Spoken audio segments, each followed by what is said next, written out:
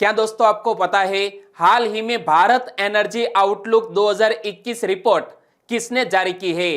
तकरीबन 100 साल बाद मंदारिन बतख कहां दिखी गई? 20 फरवरी को किस राज्य ने अपना स्थापना दिवस मनाया? ऐसे ही 13 बड़ी खबरों को कवर करते हुए हमने आज का बोले तो 21 फरवरी 2021 का करंट अफेयर का वीडियो तैयार किया है। क्वालिटी की दृष्टि से बेस्ट यह वीडियो, आप लास्ट तक देखें। लास्ट में मैं आपसे एक क्वेश्चन पूछूंगा जिसका आंसर आपको नीचे कमेंट बॉक्स में देना है। और अभी तक आपने हमारी GK 2020 चैनल को सब्सक्राइब नहीं किया है तो सब्सक्राइब कीजिए, पास में जो बेल आइकन है उसे भी प्रेस कर दीजिए क्योंकि आने वाले हर एक वीडियो की अपडेट आपको तुरंत मिले। चलिए बिना वक्त गवाए हम स्टार्ट करते हैं पहले क्वेश्चन से। पहला क्वेश्चन, हाल ही में भारत एनर्जी आउटलुक 2021 रिपोर्ट किसने जारी की है? भारत एनर्जी आउटलुक 2021 रिपोर्ट जारी की है IEA ने, यानी कि इस क्वेश्चन का सही आंसर है IEA। लेकिन IEA का पूरा नाम क्या होता है? IEA का पूर्ण स्वरूप है इंटरनेशनल एनर्जी एजेंसी। क्या? इंटरनेशनल एनर्जी एजेंसी ने हाल ही में यह रिपोर्ट जारी की है और हिंदी में कहे तो अंतरराष्ट्रीय ऊर्जा एजेंसी। और भारत एनर्जी आउटलुक 2021 अंतरराष्ट्रीय ऊर्जा एजेंसी की विश्व ऊर्जा आउटलुक श्रृंखला की एक नई एवं विशेष रिपोर्ट है।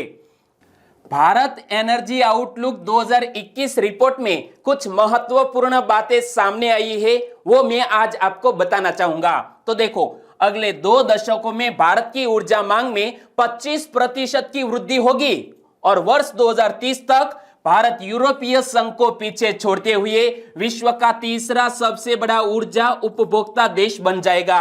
जी हां दोस्तों, 2030 तक हमारा भारत देश यूरोपीय संघ को पीछे छोड़ते हुए विश्व का तीसरा सबसे बड़ा ऊर्जा उपभोक्ता देश बन जाएगा। और इस इमेज को पढ़िए, India to be largest source of energy demand growth to 2040। तो यह बात सामने आई है IEA की ओर से।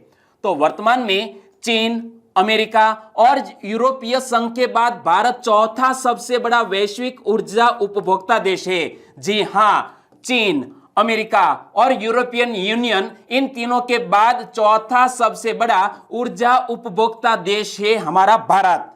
और यहां बात आती है अंतरराष्ट्रीय ऊर्जा एजेंसी के। तो यह एक स्वायत्त अंतर सरकारी संगठन है जिसकी स्थापना वर्ष 1974 में फ्रांस की कैपिटल पेरिस में हुई। और भारत IEA का एसोसिएटेड सदस्य कब बना था? मार्च 2017 में भारत IEA का एसोसिएट सदस्य बना था। तो दोस्तों, इसी तरह हर क्वेश्चन से जुड़े इंपॉर्टेंट फैक्ट मैं आपके सामने रखता हूं। हमारा यह तरीका आपको अच्छा लगता है, लाइक करना मत भूलिएगा। दूसरा क्वेश्चन आपकी स्क्रीन पर, 1 सदी के बाद मंदारिन बतख कहां देखी गई? इमेज में आप देख सकते हैं, बहुत ही खूबसूरत यह है डक और तकरीबन 100 साल बाद हाल ही में देखी गई है। एक हमारा रामसर साइट है जिसका नाम है मगुरी मोटापुंग बिल। क्या? मगुरी मोटापुंग बिल में यह हाल ही में तकरीबन 100 साल बाद यह बतख दिखी गई। तो देखो, रामसागर नामित आर्द्र भूमि स्थल किस राज्य में स्थित है? जो मैंने आपको ऑप्शन दिए थे उनकी क्लैरिफिकेशन कर ले। तो पार्वती आगरा नामक रामसर साइट उत्तर प्रदेश में स्थित है। केशवपुर मियानी रामसर साइट पंजाब राज्य में स्थित है। रुद्र सागर झील नामक रामसर साइट त्रिपुरा राज्य में स्थित है। और मगुरी मोटापुंग बिल, जहां पर यह खूबसूरत बतख दिखी गई तकरीबन 100 साल बाद, वो असम राज्य में स्थित है। मगुरी मोटापुंग बिल किस राज्य में स्थित है? असम राज्य में। तो इनसे जुड़े हुए और भी क्वेश्चन बन सकते हैं। मगुरी मोटापुंग बिल असम के किस जिले में स्थित है? तिनसुकिया जिले में। आप यहां असम को देखिए मैप में, यह है असम राज्य और असम में यहां पर जो आप देख सकते हैं यह है तिनसुकिया जिला। यहां पर यह बतख दिखी गई है। और मंदारिन बतख का वैज्ञानिक नाम क्या है? मंदारिन बतख का साइंटिफिक नेम है एक्स गलेरिक्यूलेटा। क्या? एक्स गलेरिक्यूलेटा इस बतख का साइंटिफिक नेम है। मंदारिन बतख की पहचान सबसे पहले कब और किसने की थी? मंदारिन बतख की सबसे पहले पहचान वर्ष 1758 में स्वीडिश वनस्पति शास्त्री, चिकित्सक और प्राणी विज्ञानी जिसका नाम है कार्ल लिनियस, क्या कार्ल लिनियस ने सबसे पहले यह मंदारिन बतख की पहचान की थी। और मंदारिन बतख को दुनिया की सबसे सुंदर बतख माना जाता है। और नर मंदारिन, यह है नर मंदारिन जो कि यह मादा मंदारिन से ज्यादा खूबसूरत है। तो नर मंदारिन की पीठ और गर्दन के पास विस्तृत नारंगी रंगीन पंख होते हैं जो इमेज में आप देख सकते हैं। और नर मंदारिन अत्यधिक सुंदर होता है मादा मंदारिन के मुकाबले। और यह पक्षी पूर्वी एशिया का मूल निवासी है, लेकिन पश्चिमी यूरोप और अमेरिका में भी यह पाया जाता है। यह रूस, कोरिया, जापान और चीन के उत्तर पूर्वी हिस्सों में प्रजनन करती है। भारत में मंदारिन बतख की उपस्थिति की बात करें तो ये बतख कभी कभी ही भारत में आते हैं, क्योंकि भारत उनके प्रवास मार्ग में नहीं आता है। और इस पक्षी को वर्ष 1902 में तिनसुकिया, जो असम राज्य में स्थित है, तिनसुकिया में रोंगा गोरा क्षेत्र में डिब्रू नदी में देखा गया था। कहां पर? डिब्रू नदी में। और इस बतख को वर्ष 2013 में मणिपुर के लोकटक झील में देखा गया था तथा वर्ष 2014 में असम के बक्सा जिले में स्थित टाइगर रिजर्व और मानस नेशनल पार्क में स्थित सातावोनी बिल में देखा गया था। और हाल ही में यह देखा गया है। तो दोस्तों कैसा लगा? अच्छा लगा? ओके। तीसरा क्वेश्चन, 20 फरवरी को किसने अपना स्थापना दिवस मनाया? जी हां दोस्तों, 20 फरवरी को 2 राज्यों का स्थापना दिवस मनाया जाता है। एक है अरुणाचल प्रदेश और दूसरा है मिजोरम। यानी कि हमारा सही आंसर बन जाता है ए और बी, दोनों ने 20 फरवरी को अपना स्थापना दिवस मनाया। तो सबसे पहले हम बात करते हैं मिजोरम के स्थापना की। मिजोरम की स्थापना के साथ मिजो नेशनल फ्रंट के संघर्ष का समापन हुआ। मिजो नेशनल फ्रंट की स्थापना 1961 में की गई थी और इस संगठन ने ग्रेटर मिजोरम की स्वायत्त स्वतंत्रता की मांग के लिए हथियार उठाए और आइजोल, लुंगले, चांगते, छिमलुंग इत्यादि स्थानों में सरकारी संस्थानों को निशाना बनाया। और भारत सरकार ने वर्ष 1967 में मिजो नेशनल फ्रंट पर प्रतिबंध लगाया। इससे मिजो नेशनल फ्रंट के नेतृत्व में संघर्ष और भी तीव्र हुआ। 1972 में मिजोरम को केंद्र शासित प्रदेश घोषित किया गया, परंतु प्रदर्शनकारी इससे शांत नहीं हुए और 30 जून 1986 को मिजो नेशनल फ्रंट तथा भारत सरकार ने समझौते पर हस्ताक्षर किए। इसके पश्चात मिजो नेशनल फ्रंट ने हिंसा का मार्ग त्याग दिया और शीघ्र ही मिजोरम को भारत का पूर्ण राज्य बनाया गया। इसके लिए मिजोरम राज्य अधिनियम 1986 पारित किया गया था और इसी तरह दोस्तों मिजोरम हमारे भारत देश का एक राज्य बन गया। ओके, और यहां बात करते हैं मिजोरम की। तो मिजोरम की कैपिटल का नाम क्या है? आइजोल। मिजोरम के वर्तमान मुख्यमंत्री कौन है? जोरामथंगा। और मिजोरम के वर्तमान राज्यपाल कौन है? PS श्रीधरन पिल्लई। और मिजोरम किन किन राज्यों से अपनी सरहद साझा करता है वो आज आपको नीचे कमेंट बॉक्स में बताना है। और अब बात करते हैं अरुणाचल प्रदेश की।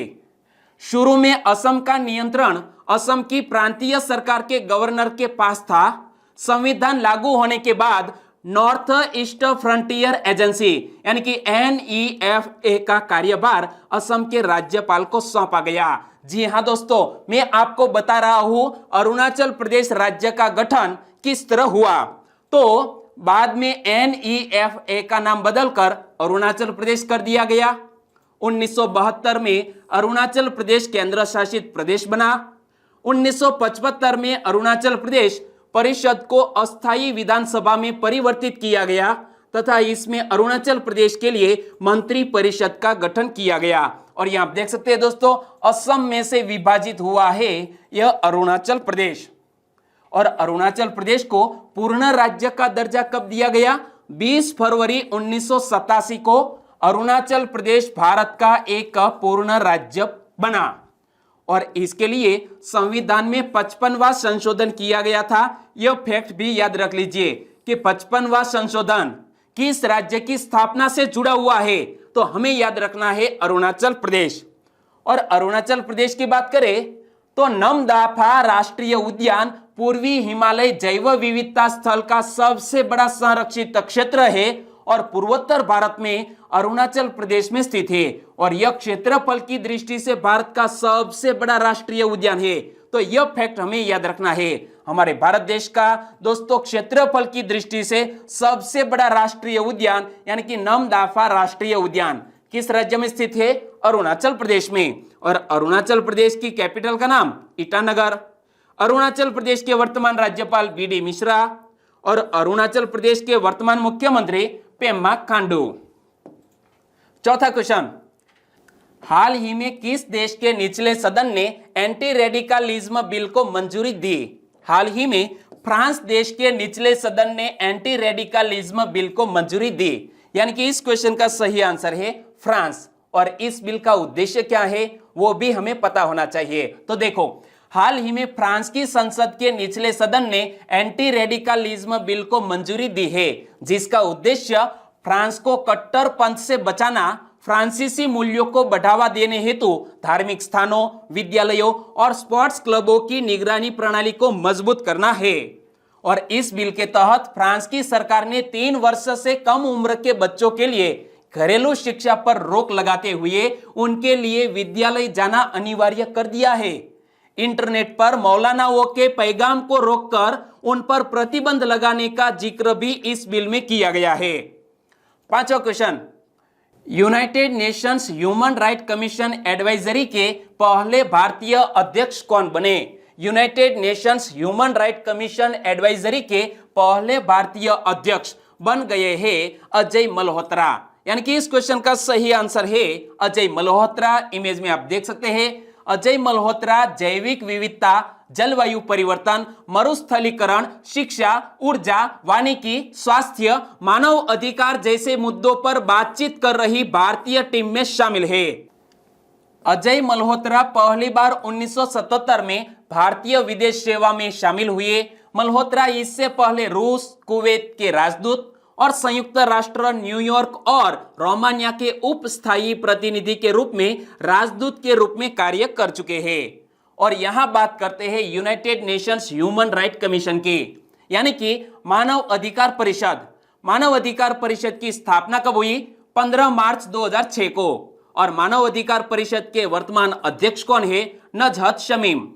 मानव अधिकार परिषद का हेडक्वार्टर स्विट्जरलैंड के जिनीवा में स्थित है। इमेज में आप देख सकते हैं हेडक्वार्टर को। छठा क्वेश्चन, हाल ही में विश्व सामाजिक न्याय दिवस कब मनाया गया? प्रति वर्ष विश्व सामाजिक न्याय दिवस मनाया जाता है 20 फरवरी को, यानी कि इस क्वेश्चन का सही आंसर है 20 फरवरी। बोले तो विश्व सामाजिक न्याय दिवस। इंग्लिश में देखो, 20 फरवरी को world day of social justice मनाया जाता है। लेकिन यह दिवस मनाने का उद्देश्य क्या है? निर्धनता, बेरोजगारी तथा परित्याग की समस्या का सामना करना। और इस वर्ष विश्व सामाजिक न्याय दिवस की थीम क्या रखी गई है वो हमारे लिए मोस्ट इंपोर्टेंट क्वेश्चन बन सकता है। तो इस साल के यह विश्व सामाजिक न्याय दिवस की थीम डिजिटल अर्थव्यवस्था में सामाजिक न्याय के लिए आह्वान, जो इस साल की थीम है। इंग्लिश में बोले तो a call for social justice in the digital economy, जो world day of social justice 2021 की थीम रखी गई है। और संयुक्त राष्ट्र महासभा ने 26 नवंबर 2007 को 20 फरवरी को प्रति वर्ष विश्व सामाजिक न्याय दिवस के रूप में मनाए जाने को मंजूरी दी। और पहली बार विश्व सामाजिक न्याय दिवस कब मनाया गया था? 2009 में पहली बार विश्व सामाजिक न्याय दिवस मनाया गया था। सातवां क्वेश्चन, दुनिया का सबसे बड़ा क्रिकेट स्टेडियम मोटेरा का नाम किस महान व्यक्ति के नाम पर रखा गया है? दुनिया का सबसे बड़ा cricket stadium Motera cricket stadium, जिसका नाम हमारे भारत देश के लौह पुरुष सरदार वल्लभ भाई पटेल के नाम पर रखा गया है। यानी कि इस क्वेश्चन का सही आंसर है सरदार वल्लभ भाई पटेल। लेकिन यह Motera cricket stadium current affair में क्यों आया? क्योंकि हाल ही में इस मैदान का उद्घाटन किया जाने वाला है और भारत और इंग्लैंड के बीच तीसरा टेस्ट मैच इसी मैदान पर खेला जाने वाला है। तो इनसे जुड़े हुए और भी क्वेश्चन बन सकते हैं। दुनिया का सबसे बड़ा क्रिकेट स्टेडियम मोटेरा कहां बना है? अहमदाबाद में। और मोटेरा के इस स्टेडियम का नाम क्या दिया गया है? सरदार पटेल क्रिकेट स्टेडियम नाम दिया गया है। क्या? सरदार पटेल स्टेडियम। मोटेरा स्टेडियम का उद्घाटन कब किया जाएगा? मोटेरा स्टेडियम का उद्घाटन किया जाने वाला है 23 फरवरी को और इसके अगले दिन इसी स्टेडियम में भारत और इंग्लैंड के बीच 4 टेस्ट की सीरीज का तीसरा टेस्ट मैच खेला जाएगा और यदि हम यह तीसरे टेस्ट मैच में जीत जाते हैं तो चौथा टेस्ट मैच काफी रोमांचक होने वाला है। 8वां क्वेश्चन, निम्न में से किस देश की सुप्रीम कोर्ट में अनुवाद सॉफ्टवेयर अमार भाषा की शुरुआत हुई है? हमारे ही पड़ोसी मुल्क बांग्लादेश की सुप्रीम कोर्ट में अनुवाद सॉफ्टवेयर अमार भाषा की शुरुआत हुई, यानी कि इस क्वेश्चन का सही आंसर है बांग्लादेश। और बांग्लादेश की सुप्रीम कोर्ट का बिल्डिंग आप देख सकते हैं।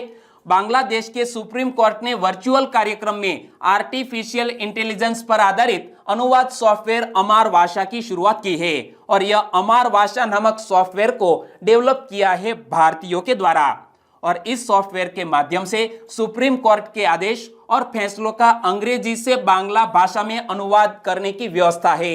जी हाँ, इंग्लिश में जो डिसीजन है इसका ट्रांसलेशन किया जाएगा बांग्ला भाषा में, यह अमार भाषा नामक सॉफ्टवेयर की मदद से। और बांग्ला भाषा भारत में मान्यता प्राप्त भाषाओं में से एक है, यानी कि हमारे संविधान में 22 ऐसी भाषाएं हैं जिसको मान्यता प्राप्त है, इनमें शामिल है बांग्ला भाषा।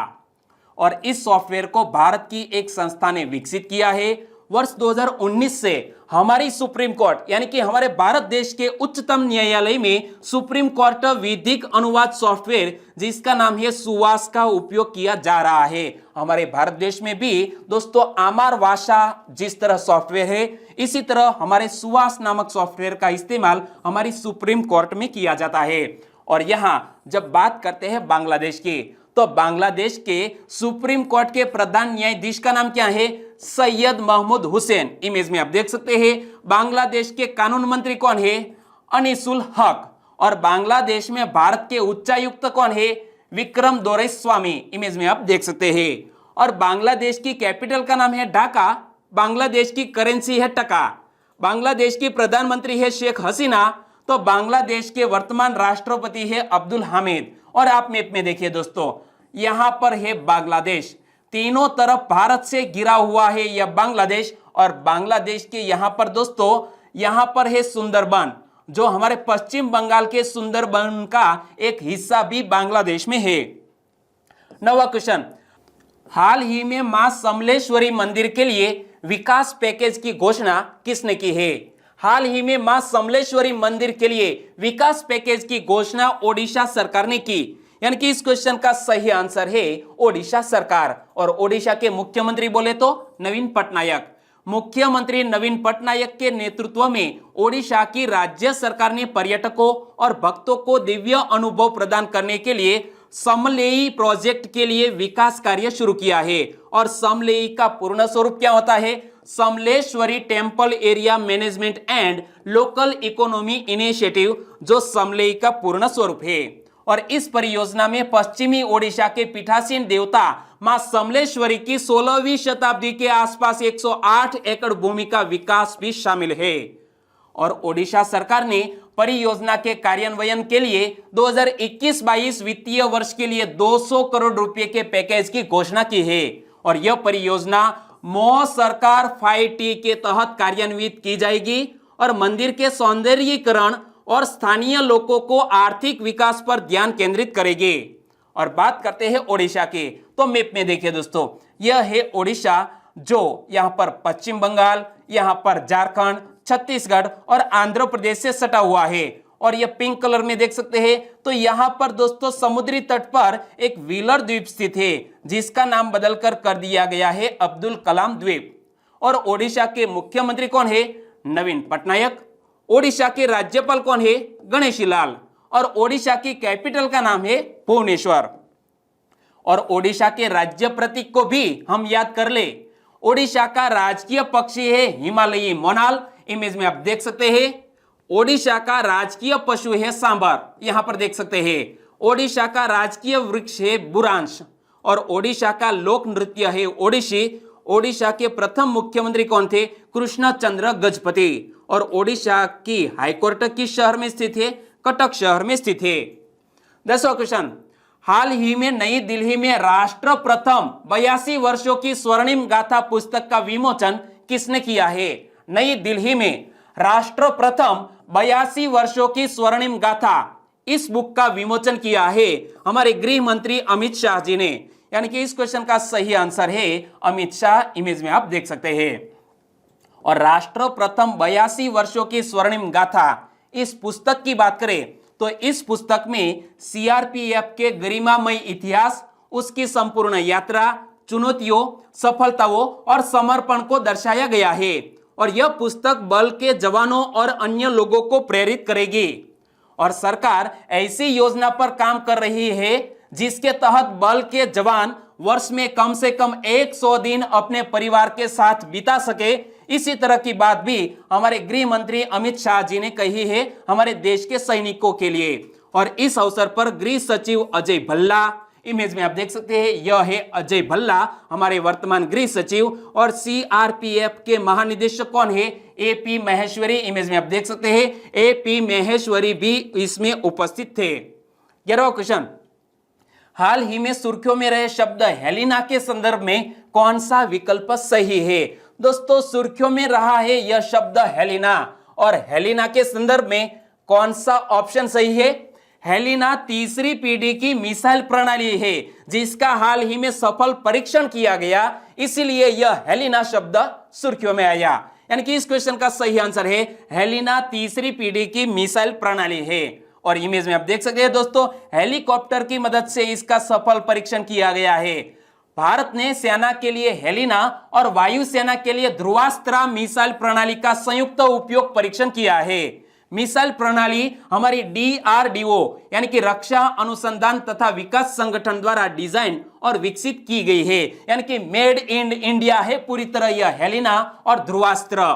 और यह परीक्षण रेगिस्तानी पर्वतमाला में अत्याधुनिक हल्के हेलीकॉप्टर प्लेटफॉर्म से किया गया, इमेज में आप देख सकते हैं।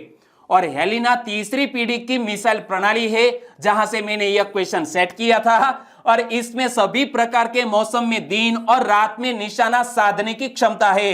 जी हां, हेलिना की मदद से दिन और रात में भी दोस्तों सटीक निशाना साधा जा सकता है। और यह पारंपरिक कवच से लैस युद्धक टैंकों और विस्फोटक प्रतिक्रियाशील कवच को ध्वस्त करने में भी सक्षम है हेलिना। 12वां क्वेश्चन, हाल ही में जियोर्गी गखारिया ने प्रधानमंत्री पद से इस्तीफा दिया, वे किस देश के प्रधानमंत्री थे? इमेज में आप देख सकते हैं नाम है जियोर्गी गखारिया, उन्होंने प्रधानमंत्री पद से इस्तीफा दिया है, वो जॉर्जिया देश के प्रधानमंत्री थे। यानी कि इस क्वेश्चन का सही आंसर है जॉर्जिया।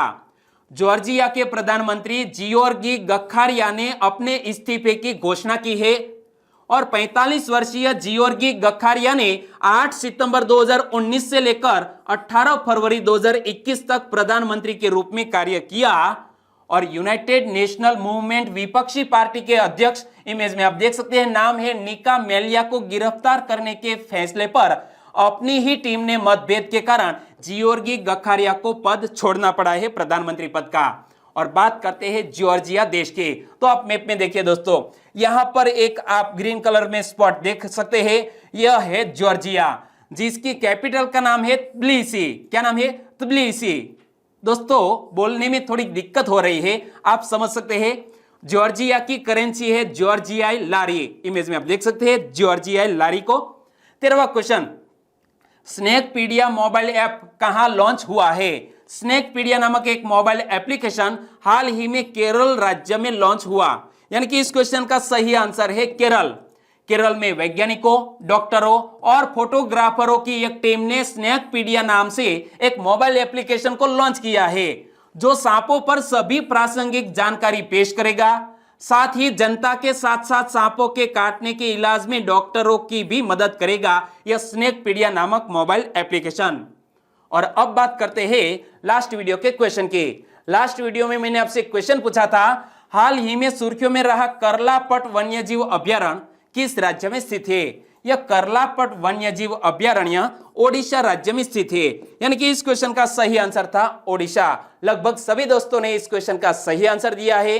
इनमें से कुछ सब्सक्राइबर फ्रेंड के नाम लेना चाहूंगा, तो वो है कमलेश डोडिया, योगेश रावत, प्रेमा राम, नीलेश पाटनवाड़िया, विश्व मेवाड़ा, पटेल उर्वशी।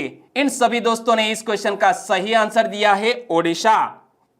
म्यू जोशी, रायोर मणिलाल, बुकोलिया कनु, चावड़ा पूजा, पूजाबा एस जाडेजा, गोपाल बारिया, नीतीश कुमार, इन सभी दोस्तों ने भी इस क्वेश्चन का सही आंसर दिया है ओडिशा। तो ठाकुर आशाराम भाई, आकाश गुप्ता ने सही आंसर भी भेजा और हमें एक कंप्लेंट भी की है कि सर मेरा भी नाम बोल दिया करो।